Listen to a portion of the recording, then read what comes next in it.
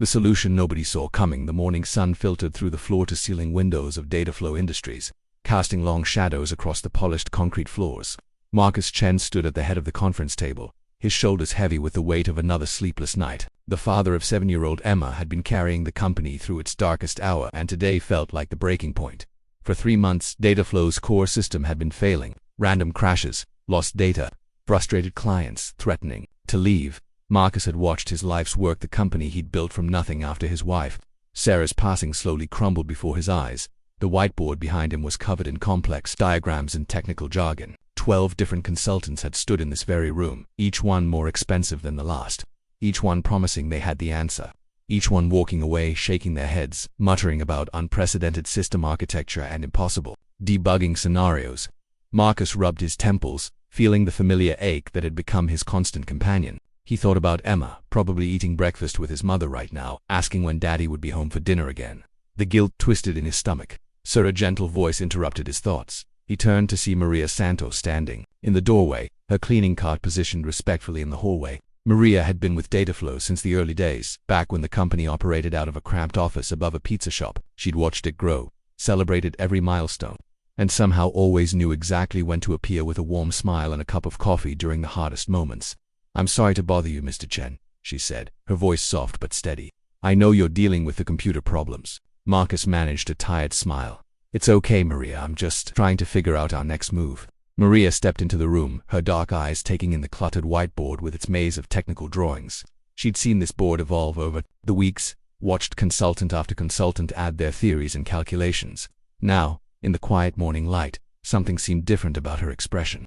"You know," she said slowly, "I've been cleaning these offices for 5 years. I've seen a lot of smart people work very hard on problems." Marcus nodded, not really listening. His mind was already racing toward the difficult phone calls he'd have to make today to investors, to employees, to Emma's school about why he'd be late for her parent-teacher conference again. "But sometimes," Maria continued, moving closer to the whiteboard, "the answer isn't in all the complicated thinking." She pointed to a section of the diagram that showed the system's core architecture. "This part here, I've seen it change 12 times. Each consultant draws it differently." Marcus looked up, suddenly paying attention.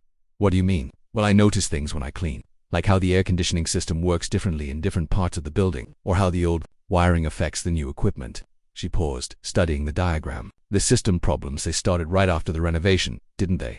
When you moved the main servers to the new climate-controlled room." Marcus felt something shift in his chest. "Yes, actually, about 3 months ago." Maria nodded. "I clean that server room every morning at 5 a.m. before the systems start their heavy processing, and I always notice the same thing: the humidity levels are wrong, too high. The expensive consultants, they look at software and code, but I see water condensation on the server housing every single morning." The room fell silent, except for the gentle hum of the building's systems. Marcus stared at the whiteboard, then at Maria, then back at the board. In all the complex analysis, all the expensive debugging, all the late nights reviewing code, nobody had considered something as simple as moisture affecting the hardware. "The condensation," Marcus said slowly, "it could be causing micro short circuits, intermittent hardware failures that look like software problems." Maria smiled. "I don't know the technical words, but I know that electronics don't like water." Marcus felt a laugh bubble up from somewhere deep in his chest, the first genuine laugh he'd had in months. "Maria, I think you might have just solved our $3 million problem." 2 hours later, the facilities team confirmed what Maria had suspected. The server room's humidity control had been incorrectly calibrated during the renovation. The equipment was experiencing exactly the kind of moisture-related failures that would manifest as random system crashes and data corruption. By afternoon, the fix was implemented. By evening, the systems were running smoothly for the first time in months. Marcus found Maria in the break room packing up her cleaning supplies for the day. He'd been looking for her since the moment the engineers confirmed her theory. "Maria," he said, holding an envelope in his hands, "I need to thank you." She looked up, her expression puzzled. "For what, Mr. Chen?" "I just mentioned what I saw. You saved the company. You saved my employees' jobs. You saved—" He paused, thinking of Emma waiting at home. "You saved everything that matters to me." He handed her the envelope. "This is a bonus, and I want to offer you something else. We're creating a new position, facilities operations manager. Someone who can help us see the things we might miss when we're too focused on the technical details." Maria's eyes widened. "Mr. Chen, I'm just a janitor." "No," Marcus said firmly. "You're someone who pays attention, someone who sees problems from a different angle, someone who cares about this place and the people in it. Those are exactly the qualities we need." As Maria opened the envelope, Marcus, they felt a weight lifting from his shoulders that had nothing to do with the technical problems. For months, he'd been so focused on finding complex solutions that he'd forgotten the value of simple observation and genuine care. That evening, for the first time in weeks, Marcus made it home in time to help Emma with her homework. As they sat together at the kitchen table, she looked up at him with bright eyes. "Daddy, you look happy today." Marcus smiled, thinking of Maria's quiet wisdom and the reminder that sometimes the most important solutions come from the most unexpected places. "I am happy, sweetheart.